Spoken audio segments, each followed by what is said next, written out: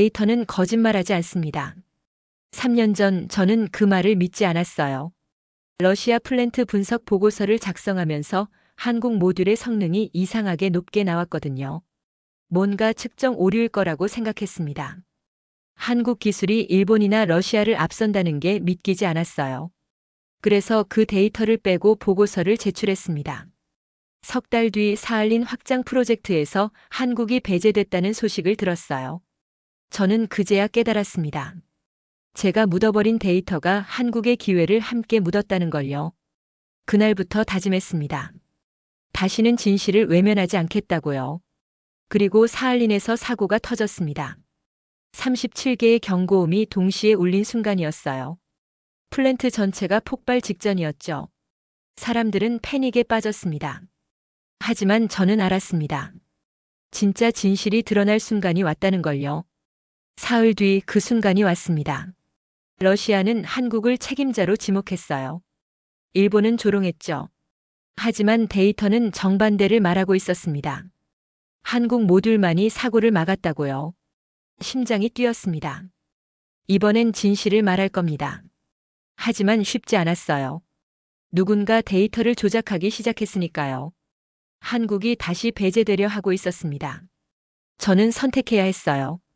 또다시 침묵할 것인가, 끝까지 싸울 것인가.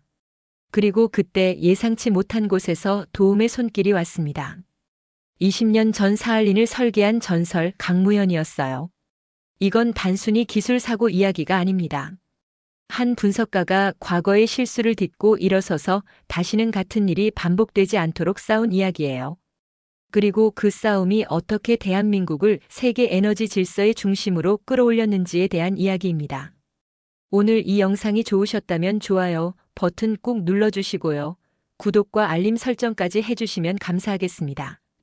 그럼 지금부터 37초가 세상을 바꾼 그날의 이야기를 시작하겠습니다. 저는 에너지 안보 전문가입니다. 영국 정부 자문위원으로 15년을 일했죠. 석유, 가스, 원전까지 전 세계 에너지 흐름을 분석하는 게 제 일이었어요. 그래서 사할린 LNG 플랜트에 파견됐을 때도 별다른 긴장감은 없었습니다. 러시아가 주도하고 일본이 참여한 대형 프로젝트였고 한국은 보조 모듈 몇 개 납품한 정도였으니까요. 도착 첫날이었습니다. 중앙 제어실에 들어서니 러시아 엔지니어 서너 명이 담배를 피우며 느긋하게 일하고 있었어요. 화면 가득 찬 데이터들이 천천히 흘러가고 있었죠.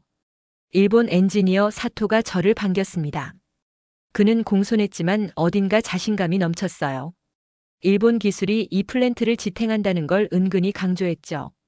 그때였습니다. 갑자기 경고음이 울렸어요. 처음엔 하나였는데 3초 만에 37개로 늘어났습니다. 붉은 경고등이 제어판 전체를 뒤덮었죠. 러시아 엔지니어가 외쳤습니다. 오버로드야. 압력 표시가 미친 듯이 올라가고 있었어요. 사토가 재빨리 화면을 가리켰습니다. 한국 설계 구간에서 오류가 시작됐다고 했어요. 저도 그 말이 맞다고 생각했습니다. 한국 기술은 이런 대형 프로젝트 경험이 적었으니까요. 그런데 이상했어요. 로그를 보니 폭주가 시작된 건 러시아 측 낡은 펌프 라인이었거든요. 혼란이 극에 달했습니다. 밸브가 자동으로 잠기기 시작했고 공정이 연쇄적으로 셧다운 직전까지 갔어요. 모두가 패닉 상태였죠. 그런데 갑자기 시스템이 스스로 안정을 찾기 시작했습니다. 급류를 우회시키는 회로가 작동한 거예요. 저는 깜짝 놀랐습니다. 러시아 관료 이바노프가 뛰어들어왔습니다. 그는 얼굴이 새하얗게 질려 있었어요. 누구 책임이냐고 소리쳤죠. 사토가 또 한국을 지목했습니다. 이바노프는 고개를 끄덕이더니 말했어요. 20년 전 설계자 강무현을 불러와라. 그 이름을 들은 순간 공기가 달라졌습니다. 러시아 엔지니어 한 명이 작게 중얼거렸어요. 강무현 코드가 또 작동한 건가? 저는 그게 무슨 뜻인지 몰랐습니다. 하지만 뭔가 중요한 일이 벌어지고 있다는 건 알 수 있었어요. 밤새 데이터를 들여다봤습니다. 그리고 깨달았죠. 한국 모듈이 사고를 막았다는 걸요. 러시아 펌프가 폭주했고 일본 모듈은 제대로 반응하지 못했어요.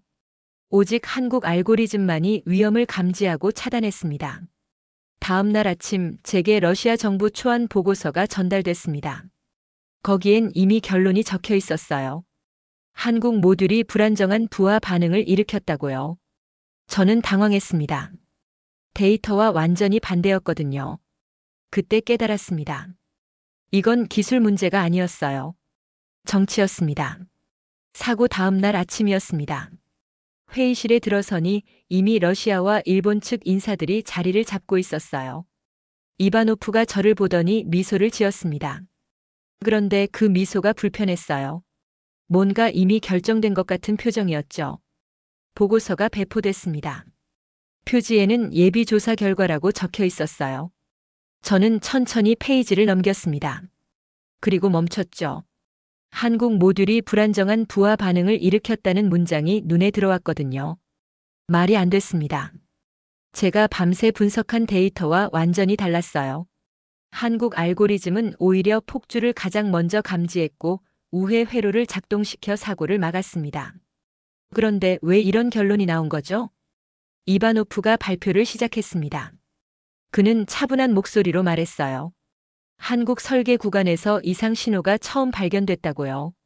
러시아 시스템은 정상이었고 일본 모듈도 문제없이 작동했다고 했습니다. 저는 손을 들었습니다. 데이터 로그를 보면 다릅니다. 제가 말했어요.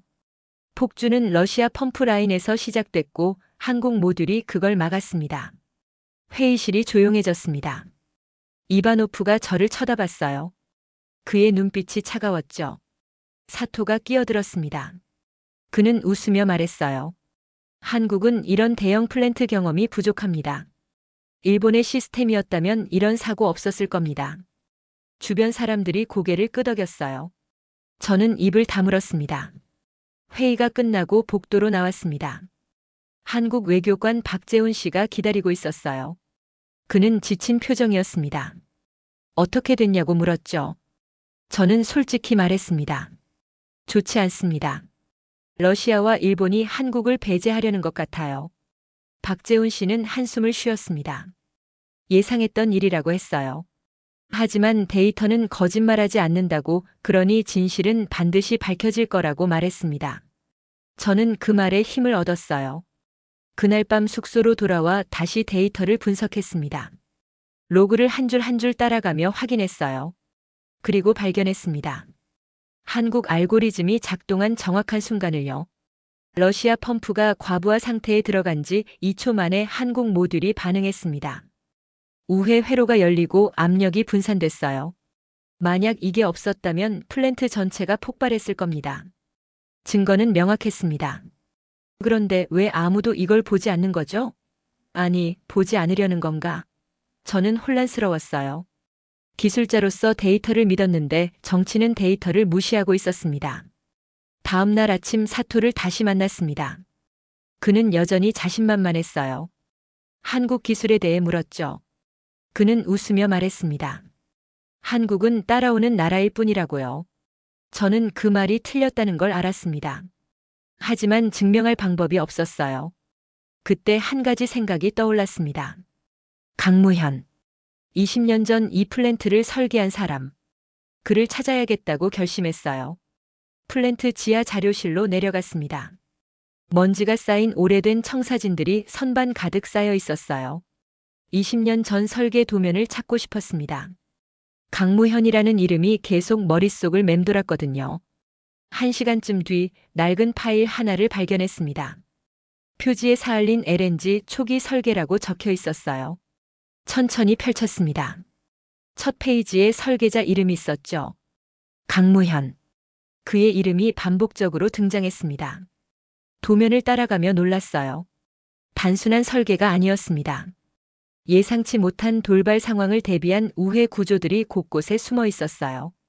압력 급등 시 자동 분산 회로, 펌프 과부하 시 긴급 차단 시스템, 심지어 지진 대비 이중 안전 장치까지요.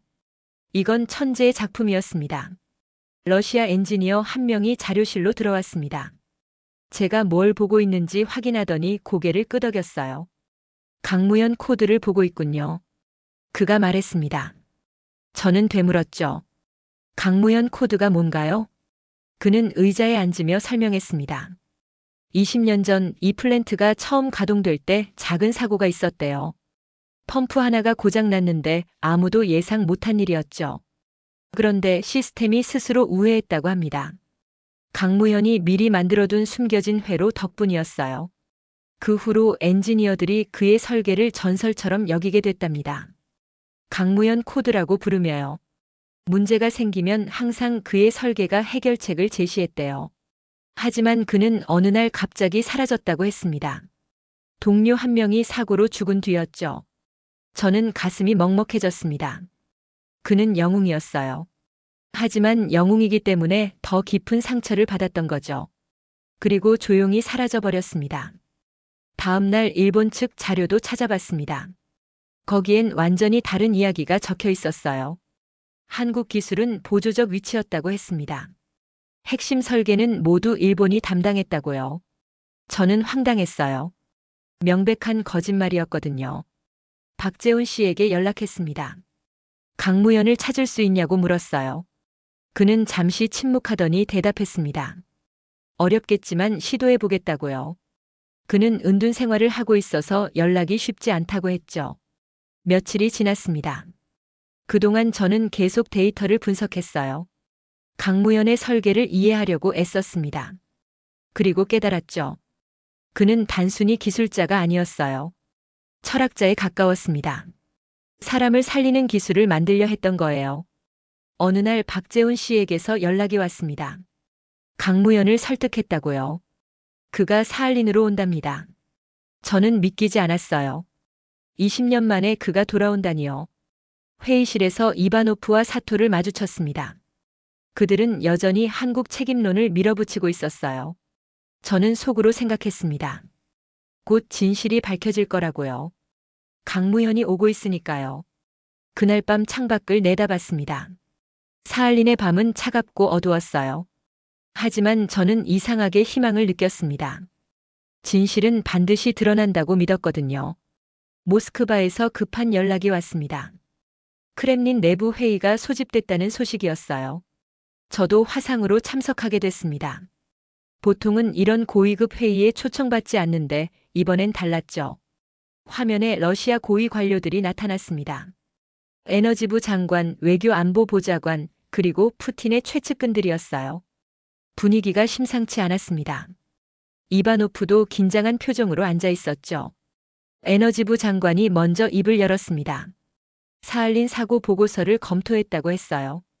그런데 현장 데이터와 보고 내용이 일치하지 않는다고 지적했습니다. 저는 놀랐어요. 크렘린이 직접 나선 거였죠. 장관이 질문했습니다. 한국 기술이 일본보다 우위라는 게 사실이냐고요. 저는 조심스럽게 대답했습니다. 데이터상으로는 그렇다고요. 한국 모듈이 사고를 막았고 일본 모듈은 제대로 반응하지 못했다고 말했어요. 회의실이 조용해졌습니다. 외교안보보좌관이 말했어요. 사할린 3차 확장 프로젝트를 준비 중인데 신뢰할 수 있는 파트너가 필요하다고요. 일본은 미국 눈치를 보지만 한국은 다를 수 있다고 했습니다. 저는 그제야 이해했습니다. 이건 단순한 사고 조사가 아니었어요. 러시아가 아시아 에너지 질서를 재편하려는 거였죠. 그리고 한국을 그 중심에 두려 한다는 걸 깨달았습니다. 이바노프가 끼어들었습니다. 그는 여전히 한국 책임론을 주장했어요. 국내 여론 때문에 누군가는 책임져야 한다고 말했죠. 하지만 장관이 차갑게 대꾸했습니다. 정치적 편의보다 전략적 이익이 우선이라고요. 회의가 끝나고 박재훈 씨에게 연락했습니다. 조심스럽게 상황을 설명했어요. 러시아 내부에서 의견이 갈리고 있다고요. 강경파는 여전히 한국을 압박하려 하지만 실리파는 다른 생각을 갖고 있다고 말했습니다. 박재훈 씨는 침착했습니다. 예상했던 일이라고 했어요. 러시아는 언제나 실리를 따른다고요. 중요한 건 강무현 선생님이 도착하기 전에 분위기를 잡는 거라고 했습니다. 며칠 뒤 비공식 채널을 통해 소식이 들려왔습니다. 푸틴이 직접 지시를 내렸다고 해요. 한국 기술에 대한 재평가를 하라고요. 그리고 일본과의 협력 비중을 재조정하라고 했답니다. 사토는 이 소식을 듣고 당황했습니다. 회의 때 그의 얼굴이 굳어 있었어요. 일본은 사할린에서 자신들의 입지가 확고하다고 믿었는데 상황이 바뀌고 있었죠. 저는 복잡한 심경이었습니다. 기술자로서는 진실이 밝혀지는 게 맞다고 생각했어요. 하지만 이게 정치적 게임으로 변하는 건 불편했습니다. 한국 기술은 인정받아야 하지만 그게 러시아의 전략 때문이어선 안 될 것 같았거든요. 그날 밤 강무현이 도착한다는 연락을 받았습니다. 저는 긴장됐어요. 20년 만에 돌아온 전설을 만나게 되는 거니까요. 그리고 그가 이 복잡한 상황을 어떻게 풀어갈지 궁금했습니다. 공항으로 향하는 차 안에서 생각했습니다. 진실은 단순한데 사람들이 복잡하게 만드는 거라고요. 강무현은 그 진실을 보여줄 수 있을까요? 저는 기대와 걱정이 섞인 마음으로 그를 기다렸습니다. 공항 도착 게이트 앞에 섰습니다. 박재훈 씨와 함께 기다리고 있었어요. 그는 긴장한 표정이었습니다. 강무현 선생님을 설득하는데 일주일이 걸렸다고 했죠. 승객들이 하나둘 나오기 시작했습니다. 저는 어떤 사람일까 상상했어요. 카리스마 넘치는 거장? 아니면 권위적인 전문가? 그런데 박재훈 씨가 조용히 손을 들었습니다. 저기 오십니다. 그는 평범했습니다. 60대 중반쯤 돼 보이는 남자였어요. 회색 점퍼에 작은 배낭 하나만 메고 있었죠. 천천히 걸어오는 모습이 마치 여행객 같았습니다. 전설이라고 하기엔 너무 조용했어요. 박재훈 씨가 반겼습니다. 선생님 오시느라 고생 많으셨습니다. 강무현은 고개를 끄덕였어요. 말이 없었습니다. 그리고 저를 보더니 가볍게 인사했죠. 에밀리입니다. 저는 악수를 청했어요. 차 안에서 그에게 물었습니다. 20년 만에 돌아오시는데 어떤 기분이시냐고요. 그는 창밖을 바라보며 말했습니다. 기분 같은 건 중요하지 않다고요. 사람들이 위험하니까 왔을 뿐이라고 했어요. 저는 그 대답에 할 말을 잃었습니다. 명예도 복수도 인정도 아니었어요. 그냥 사람을 살리려고 온 거였죠. 순수했습니다. 그리고 그게 더 무겁게 느껴졌어요. 플랜트에 도착했습니다. 러시아 엔지니어들이 그를 보고 술렁였어요. 누군가 작게 속삭였습니다. 강무현이다. 전설이 돌아왔다고요. 그는 아무 반응 없이 제어실로 향했습니다. 제어실에서 그는 화면 앞에 섰습니다. 데이터를 천천히 살폈어요. 손가락으로 로그를 따라가며 무언가를 확인했죠. 10분쯤 지났을까요? 그가 고개를 끄덕였습니다. 설계대로 작동했군요. 그가 말했어요. 저는 놀라서 물었습니다. 20년 전 설계가 지금도 작동한다는 게 놀랍지 않으시냐고요. 그는 담담히 대답했습니다. 사람을 살리는 기술은 거짓말하지 않는다고요. 이바노프가 들어왔습니다. 그는 강무현을 보더니 어색하게 웃었어요. 오랜만입니다. 강무현은 고개만 숙였죠. 말이 없었습니다. 이바노프가 말을 이었어요. 한국 모듈에 문제가 있었다는 보고가 있는데요. 강무현이 처음으로 그를 똑바로 쳐다봤습니다. 문제는 없었습니다. 그가 말했어요. 러시아 펌프가 과부하였고 제 설계가 그걸 막았습니다. 데이터가 증명하고 있어요. 이바노프의 얼굴이 굳었습니다. 회의실로 이동했습니다. 사토도 와 있었어요. 그는 강무현을 보더니 비웃듯 말했습니다. 20년 전 기술로 뭘 증명하시겠습니까? 강무현은 대답하지 않았어요. 대신 노트북을 꺼냈습니다. 화면에 도면이 나타났습니다. 20년 전 그가 그린 설계도였어요. 그는 조용히 설명하기 시작했습니다. 압력 분산 회로, 긴급 우회 시스템, 이중 안전 장치까지요. 모든 게 이번 사고에서 작동했다고 말했죠. 사토가 반박했습니다. 그건 우연일 뿐이라고요. 강무현이 고개를 저었습니다. 우연이 아닙니다. 저는 이런 상황을 예상했고 대비했습니다. 기술은 사람을 살려야 한다고 생각했거든요. 저는 가슴이 뭉클했습니다. 그는 영웅이었어요. 하지만 스스로를 영웅이라 생각하지 않았습니다. 그냥 자기 일을 했을 뿐이라고 여기는 사람이었죠. 회의가 끝나고 복도에서 그와 이야기를 나눴습니다. 왜 돌아오셨냐고 물었어요. 그는 잠시 망설이더니 대답했습니다. 제 설계가 사람을 지켰다면 제가 와야 한다고 생각했다고요. 그게 책임이라고 했습니다. 그날 밤 저는 오랫동안 잠들지 못했습니다. 강무현이라는 사람이 계속 머릿속을 맴돌았어요. 그는 기술자였지만 그 이상이었습니다. 진짜 영웅은 이런 사람이구나 싶었어요. 강무현이 온 뒤로 분위기가 달라졌습니다. 그는 매일 아침 일찍 제어실에 나타났어요. 데이터를 검토하고 시스템을 점검했죠. 러시아 엔지니어들도 그를 존중했습니다. 질문하면 친절하게 설명해주는 그의 모습에 감동받았거든요.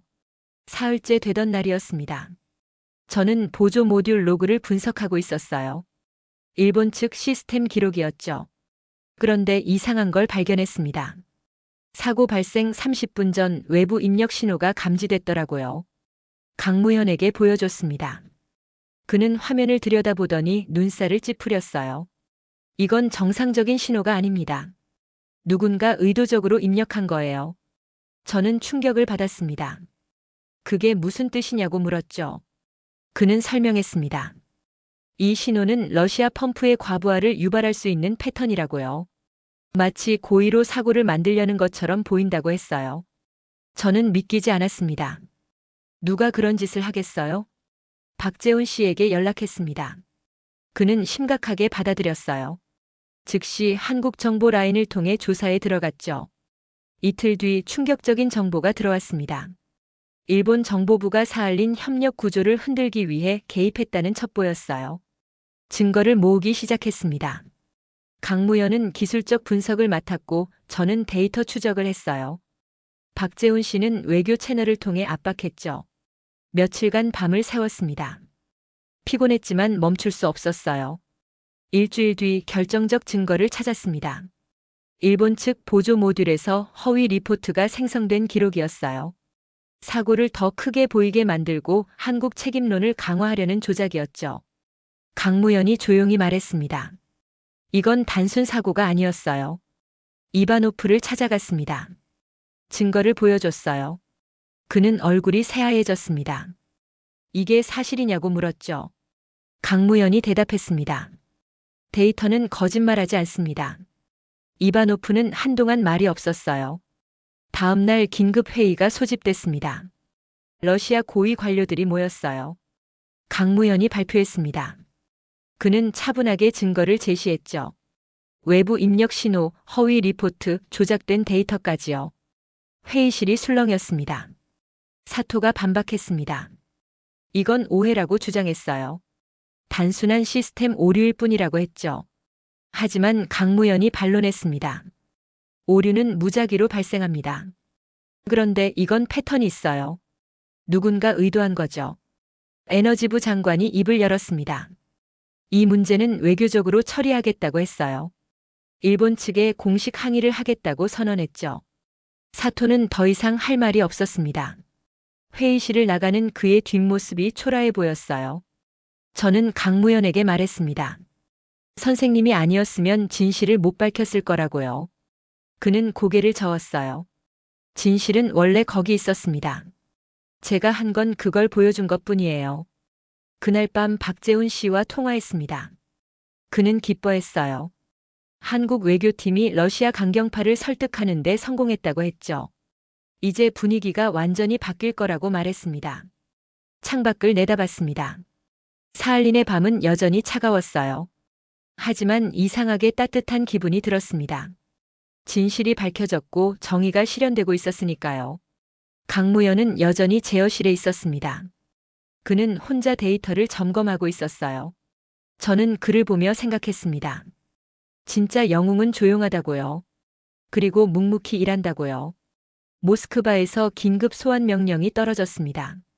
크렘린 대회의실에서 최종 보고회가 열린다고 했어요. 저와 강무현, 박재훈 씨 모두 참석하게 됐죠. 비행기에서 강무현은 내내 창밖만 바라봤습니다. 말이 없었어요. 회의실에 들어서니 러시아 고위 관료들이 가득했습니다. 에너지부 장관, 외교안보보좌관, 심지어 국방 관계자까지 있었어요. 긴장감이 감돌았죠. 이바노프는 구석에 작게 앉아 있었습니다. 에너지부 장관이 발표를 시작했습니다. 사할린 사고에 대한 최종 조사 결과라고 했어요. 그는 천천히 말했습니다. 한국 모듈이 사고를 막았다고요. 러시아 펌프의 과부하를 감지하고 우회 회로를 작동시켰다고 밝혔죠. 이어서 일본 측 개입 정황도 공개됐습니다. 외부 입력 신호, 허위 리포트, 조작된 데이터까지요. 회의실이 술렁였어요. 일본 대사관 관계자가 항의했지만 소용없었습니다. 증거가 명확했거든요. 강무현이 기술 설명을 맡았습니다. 그는 담담하게 말했어요. 20년 전 설계한 시스템이 여전히 작동한다고요. 사람을 살리는 기술은 시간이 지나도 변하지 않는다고 했죠. 관료들이 고개를 끄덕였습니다. 회의가 끝나고 기자회견이 예고됐습니다. 푸틴이 직접 나선다는 소식이었어요. 저는 놀랐습니다. 이 정도로 중요한 사안이었나 싶었죠. 박재훈 씨는 조용히 말했어요. 이건 단순한 사고 조사가 아니라고요. 크렘린 대회견장이었습니다. 세계 언론이 모였어요. 카메라 플래시가 터졌죠. 푸틴이 단상에 올랐습니다. 그는 준비된 원고를 보지 않고 말하기 시작했어요. 사할린은 러시아의 미래입니다. 그가 선언했어요. 그리고 그 미래를 함께할 파트너는 신뢰할 수 있어야 한다고 했죠. 잠시 멈췄다가 이어갔습니다. 사할린 에너지 확장 프로젝트의 핵심 파트너는 한국이라고요. 회견장이 술렁였습니다. 일본 기자들이 웅성거렸어요. 푸틴은 계속했습니다. 한국 기술은 20년 동안 증명됐다고요. 위기 상황에서도 흔들리지 않는 신뢰성을 보여줬다고 말했죠. 일본과의 협력은 어떻게 되느냐는 질문이 나왔습니다. 푸틴이 차갑게 대답했어요. 신뢰를 저버린 파트너와는 재검토가 필요하다고요. 사실상 일본 패싱 선언이었습니다. 저는 옆에서 지켜보며 충격을 받았습니다. 며칠 사이에 판도가 완전히 뒤바뀐 거예요. 한국은 보조 역할에서 핵심 파트너로 격상됐고 일본은 밀려났죠. 기자회견이 끝난 뒤 박재훈 씨가 조용히 웃었습니다. 해냈다고 말했어요. 하지만 강무현은 표정 변화가 없었습니다. 그는 여전히 담담했어요. 이게 목적이 아니었다는 듯이요. 복도에서 이바노프를 마주쳤습니다. 그는 지쳐 보였어요. 제게 사과했습니다. 처음부터 진실을 말했어야 했다고요. 저는 고개를 끄덕였습니다. 그도 시스템 속에서 살아남으려 했던 것뿐이니까요. 호텔로 돌아오는 길에 강무현에게 물었습니다. 기분이 어떠시냐고요. 그는 잠시 생각하더니 대답했어요. 기쁘지도 슬프지도 않다고요. 그냥 일이 제대로 정리된 것 같아 다행이라고 했습니다. 그날 밤 뉴스를 봤습니다. 전 세계 언론이 푸틴의 발표를 다뤘어요. 한국 기술력 부상, 일본 패싱, 러시아의 전략 변화까지요. 댓글창은 뜨거웠습니다. 한국인들은 환호했고 일본은 당혹스러워했죠. 창밖을 내다봤습니다. 모스크바의 밤은 화려했어요. 붉은 광장의 불빛이 눈부셨죠. 저는 생각했습니다. 세계는 빠르게 변한다고요. 그리고 그 변화의 중심에 한국이 서기 시작했다고요. 강무현은 여전히 조용했습니다. 하지만 그의 조용함이 세계를 움직였어요. 진짜 힘은 시끄럽지 않다는 걸 배웠습니다. 묵묵히 일하는 사람이 결국 이긴다는 것도요. 사할린을 떠나는 날이었습니다. 플랜트는 정상 가동 중이었어요. 한국 기술팀이 새로 투입됐고 시스템 재정비 작업이 시작됐죠. 강무현은 마지막까지 현장을 점검했습니다. 꼼꼼했어요. 러시아 엔지니어들이 그를 배웅하러 나왔습니다.